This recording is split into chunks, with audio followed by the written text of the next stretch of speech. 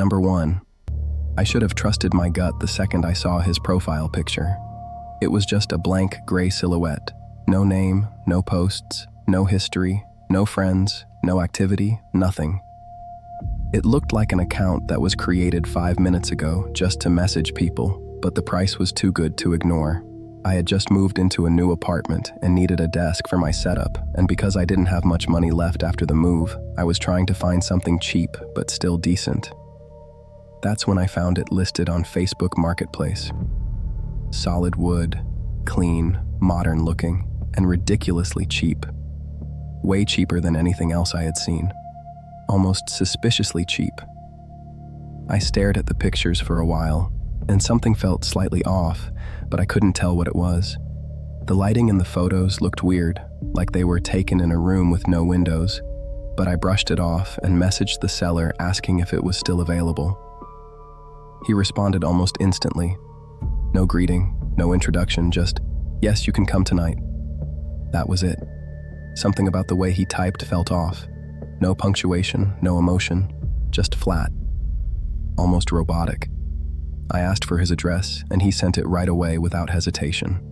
No small talk, no questions, nothing.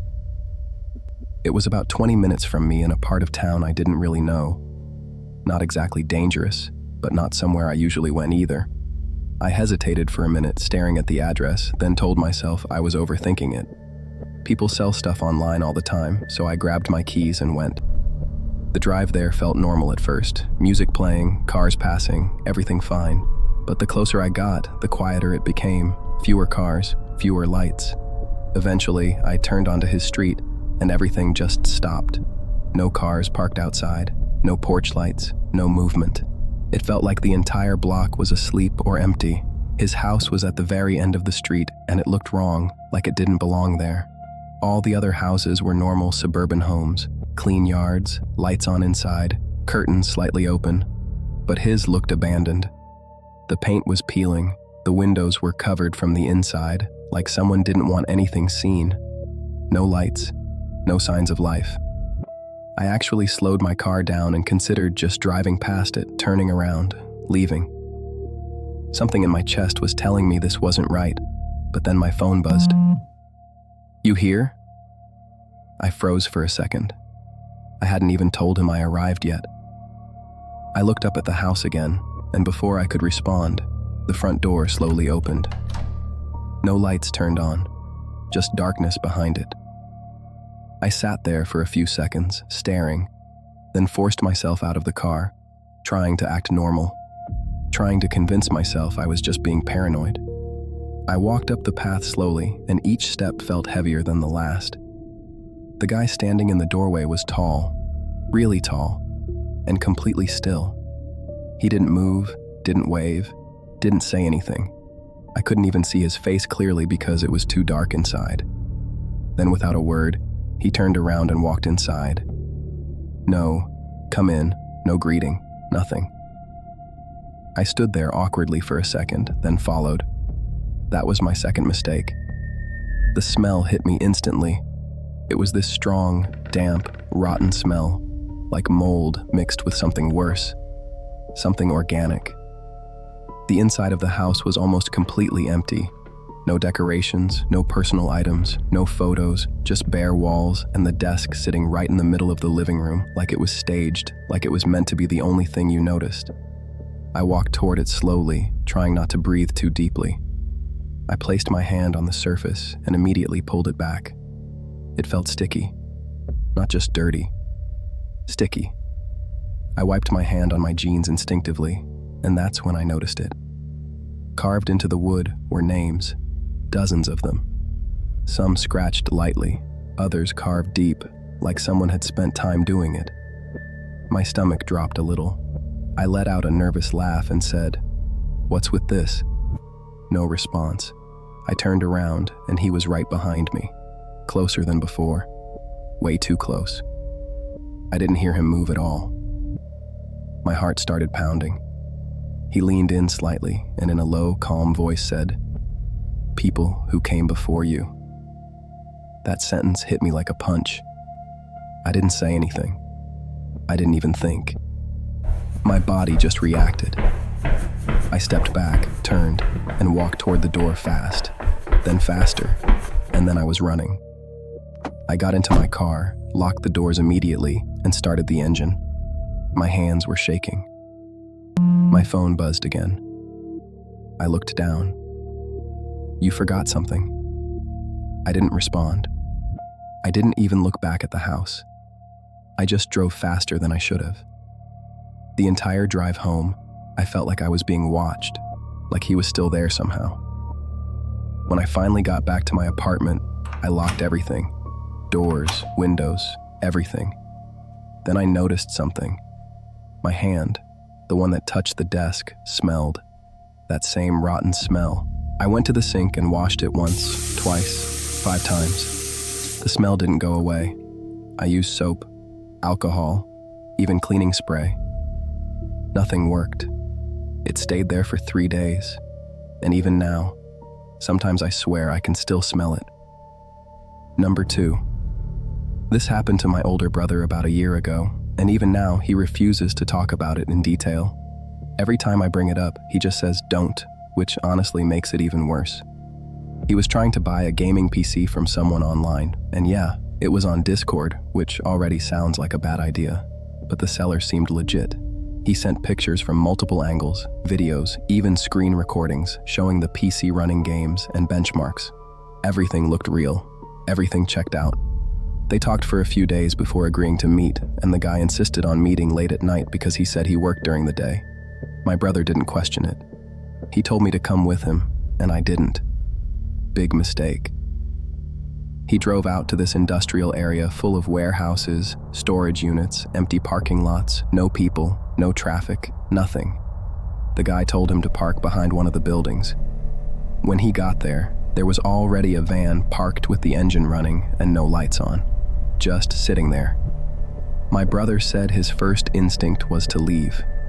Something felt wrong immediately, but before he could, someone stepped out of the van. A guy wearing a hoodie, face partially covered. He waved him over like it was completely normal. My brother stayed in his car and rolled the window down just a little. The guy walked up slowly, smiling, but not in a friendly way. More like he already knew something. "You got the money?" he asked. My brother asked to see the PC first. The guy nodded, still smiling, then turned and walked back to the van. He opened the back doors, and that's when everything changed. There was no PC, no boxes, nothing like that. Just random stuff, bags, tools, chains, and something else, something moving. My brother said at first he thought it was just something shifting, but then it moved again, more clearly, like a person trying to move. He didn't wait to confirm. He slammed the gas instantly. The tires screeched as he took off, but the van followed immediately, like they were expecting it. Fast, way too fast. He tried to lose them, sharp turns, speeding through empty streets, but they stayed right behind him. Every turn, every lane change, perfectly matching him, like they weren't guessing where he was going, like they knew. He called the police while driving, his hands shaking so bad he could barely hold the phone. The dispatcher told him to stay on the line and head toward a main road. The van stayed behind him for what felt like forever, about 10 minutes. Then suddenly they stopped.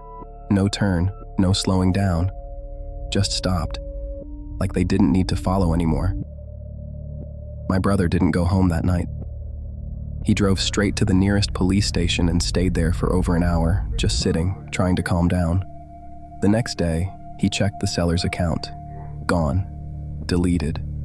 No messages, no profile, nothing. Like it never existed. Number 3.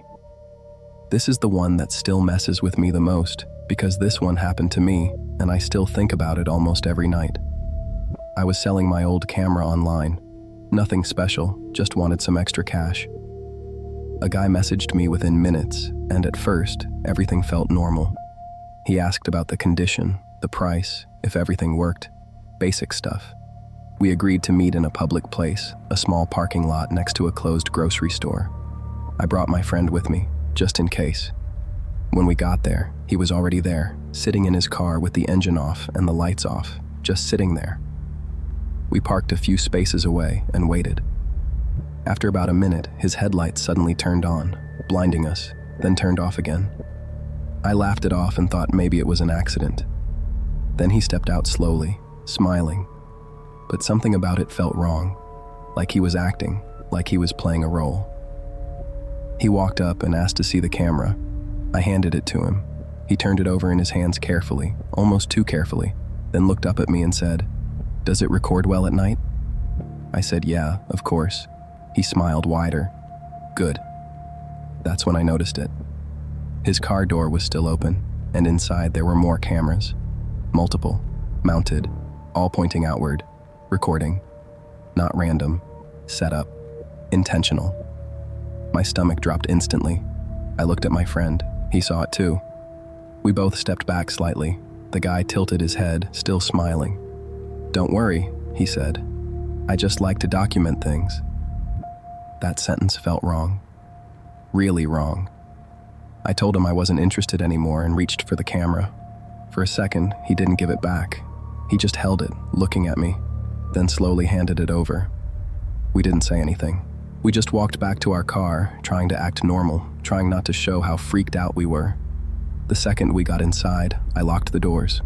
We sat there for a moment, silent. Then his headlights turned on again, this time staying on. We watched in the mirror as he got back into his car and just sat there. Not moving, not leaving, just watching. We left first, and as we drove away, I swear I saw him lift something to his face, like he was filming us. When I got home, I checked my phone. I had a new message from him. It was just a video. No text, no explanation, just a video. I didn't open it. I deleted it immediately, blocked him everywhere. But sometimes, late at night, I think about it. What was on that video? Was it us or someone else? And how many people has he already recorded? If you've ever bought or sold something online, just remember, you're not just meeting a seller or a buyer. You're meeting a stranger. And sometimes that stranger is already planning something. So next time you see a deal that feels too good to be true, it probably is. And if something feels off, even a little, leave. Because not everyone you meet online is there to make a deal. Some of them are waiting for something else.